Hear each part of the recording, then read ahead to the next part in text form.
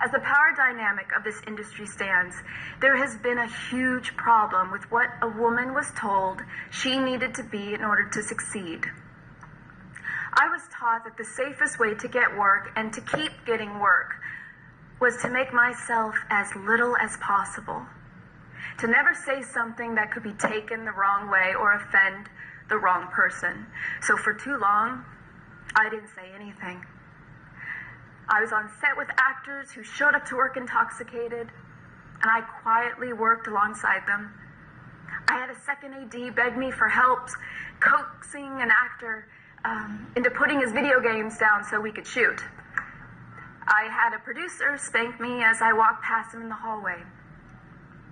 I didn't speak up because I was worried that I might be made unhireable by dissenting. So I've stopped making myself invisible or small, and to my shock and my happiness, my career has not stalled.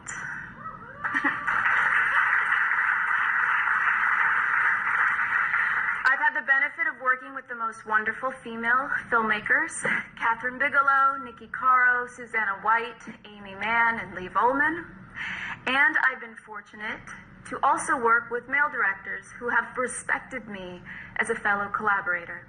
Al Pacino, John Madden, Aaron Sorkin, Tate Taylor, Guillermo del Toro, Christopher Nolan, the list goes on. And Ava DuVernay reminded me the other night that it is important in times like this to acknowledge the support of kind, safe, and thoughtful men.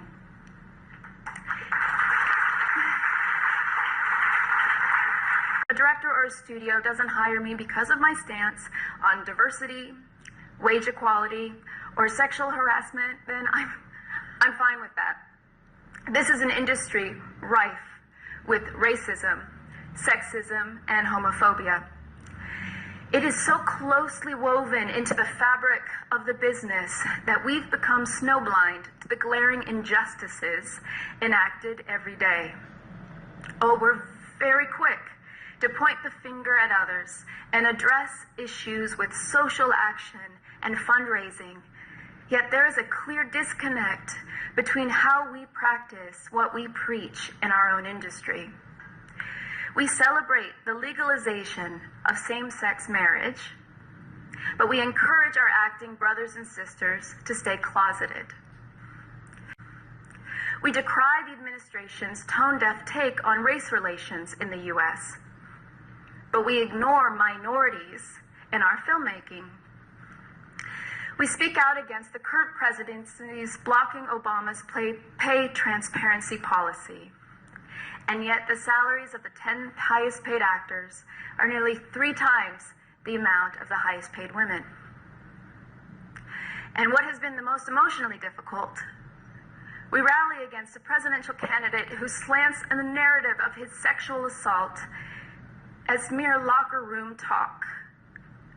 But at the same time, we ignore the stories and warnings of sexual predators in our own business.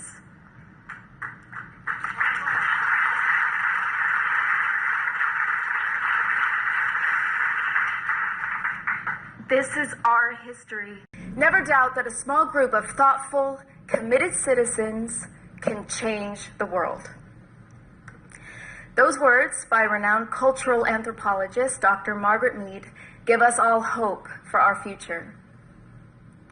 I'm so inspired by the women who've been far braver than I am, who have come forward with their stories and risked everything to protect others.